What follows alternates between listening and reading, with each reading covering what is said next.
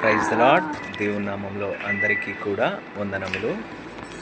ఈ సమయమునందు పరిశుద్ధ గ్రంథంలోని ఇద్దరు యువకుల గురించి, దేవుడు బహుగా ఆశీర్వదించినటువంటి ఇద్దరు వ్యక్తుల గురించి నేను చెప్పడానికి ఇష్టపడుతూ ఉన్నాను.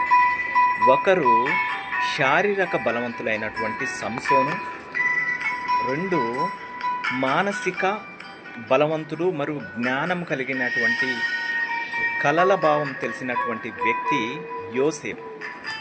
ఇక్కడ శారీరక బలవంతుడైనటువంటి సంసోను జీవితం చూసుకున్నట్లయితే దేవుడికి ప్రతిష్ఠితం చేయబడ్డాడు, నాజీరు చేయబడినటువంటి వ్యక్తి.